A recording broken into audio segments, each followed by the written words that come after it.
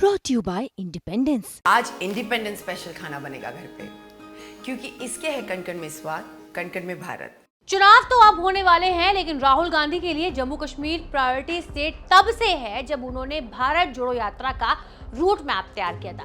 भारत जोड़ो यात्रा कन्याकुमारी से करीब 4000 किलोमीटर की यात्रा करते हुए कश्मीर पहुंची थी। कड़ाके की सर्दी और भारी बर्फबारी के बीच में पद यात्रा करते हुए श्रीनगर पहुंचे राहुल गांधी ने लाल चौक पर तिरंगा लहराकर यात्रा खत्म की थी।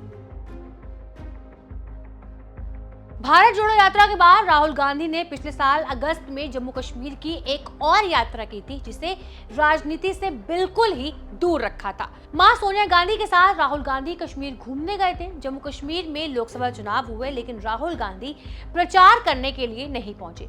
इसका नुकसान ये हुआ कि कांग्रेस हार गई।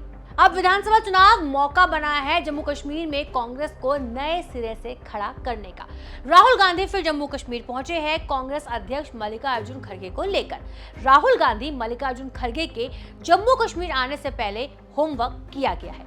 दरअसल 19 अगस्त जम्मू कश्मीर कांग्रेस के नेताओं के साथ घंटों का मंथन दिल्ली में हुआ। चुनावी तैयारियों के तहत जम्मू कश्मीर में कांग्रेस अध्यक्ष बदला गया। तारिक अहमद को नया कांग्रेस अध्यक्ष बनाया गया। सुखविंदर सिंह रंधावा को इलेक्शन कमेटी का हेड बनाया गया। राहुल गांधी मल्लिकार्जुन खड़गे के मिशन कश्मीर का एक बड़ा एजेंडा गुलाम नबी आजाद भी हो सकते हैं। दरअसल गुलाम नबी की कांग्रेस में वापसी का चांस संभव नहीं माना जा रहा है। कांग्रेस नेता गुलाम नबी को लेकर सॉफ्ट बयानबाजी कर रहे हैं। फिर मामला ये भी है कि जरूरत गुलाम नबी की भी है। कांग्रेस से अलग होकर गुलाम नबी का कुछ भला नहीं हुआ। कांग्रेस का नुकसान ये हुआ कि उनके पास ना गुलाम नबी आजाद जैसा कोई पॉपुलर फेस है ही नहीं। हाईकमान गुलाम नबी को लेकर सॉफ्ट है, तेवर गुलाम नबी आजाद दिखा रहे हैं। अगर कुछ होना है तो राहुल गांधी और मल्लिकार्जुन के श्रीनगर में रहते हुए हो सकता है। राहुल गांधी के मिशन कश्मीर में अलायंस भी एक एजेंडा है। दरअसल नेशनल कॉन्फ्रेंस के साथ कांग्रेस का अलायंस होगा या फिर नहीं। अलायंस में पीडीपी भी शामिल होगी या फिर नहीं।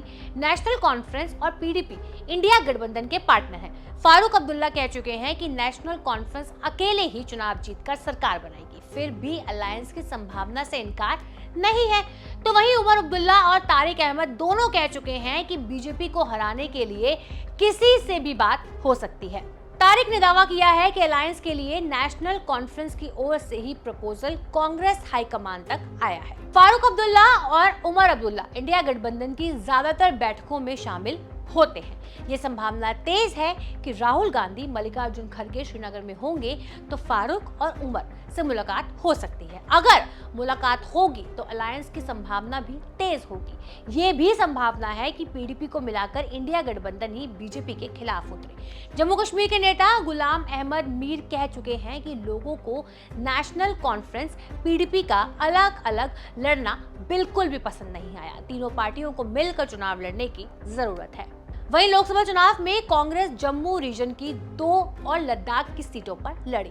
नेशनल कॉन्फ्रेंस कश्मीर घाटी की 3 सीटों पर लड़ी। कांग्रेस को नुकसान ये हुआ कि जम्मू की दोनों और लद्दाख सीटों पर वो हार हुई। नेशनल कॉन्फ्रेंस उमर अब्दुल्ला वाली बारामुल्ला सीट छोड़कर 2 सीटें जीतने में कामयाब रही। बीजेपी की बराबरी करके नेशनल कॉन्फ्रेंस ने यह साबित किया कि फिलहाल वही बीजेपी को रोकने की स्थिति में है। तो वहीं नेशनल कॉन्फ्रेंस पीडीपी घाटी में असरदार हो सकते हैं, लेकिन जम्मू में नहीं। कांग्रेस जम्मू में बीजेपी को टक्कर दे सकती है। घाटी में अलायंस का सहारा लेना सही रहेगा। बीजेपी का जम्मू में मामला ठीक रहता है, लेकिन घाटी में चुनाव लड़ना आज भी भारी टास्क है। वहीं जम्मू कश्मीर भी उन्हीं राज्यों में है जहां कभी कांग्रेस का लोहा माना जाता था, लेकिन अब कांग्रेस जीरो है। 2014 के बाद विधानसभा चुनाव नहीं हुए। 2014 के चुनाव में कांग्रेस फिसड्डी रह गई। चारों पार्टियों की लड़ाई में कांग्रेस सिर्फ 12 सीटें लेकर चौथे नंबर पर रही। 2008 के चुनाव में 17 सीटें जीतकर मुश्किल से तीसरे नंबर पर रह पहुंची थी। वहीं आतंकवाद के लंबे दौर के बाद 2002 के विधानसभा चुनाव में भी कांग्रेस वापसी नहीं कर पाई, लेकिन नेशनल कॉन्फ्रेंस से अलायंस करने से फायदा ये हुआ कि गुलाम नबी आजाद को सीएम बनाकर कांग्रेस ने 2022 से 2005 तक सरकार चलाई। पिछले 10 साल में 3 लोकसभा चुनाव हुए, लेकिन तीनों में कांग्रेस एक भी सीट नहीं जीत पाई। आखिरी बार साल 2009 में 2 सीटें जीती थी। अब ऐसे में देखना बनता है कि आने वाले वक्त में और आने वाले इन चुनावों में कांग्रेस सरकार जीतती है या फिर नहीं जीतती है। बाकी आपकी इस वीडियो पर क्या राय है, हमें कमेंट सेक्शन में जरूर बताइएगा। शुक्रिया।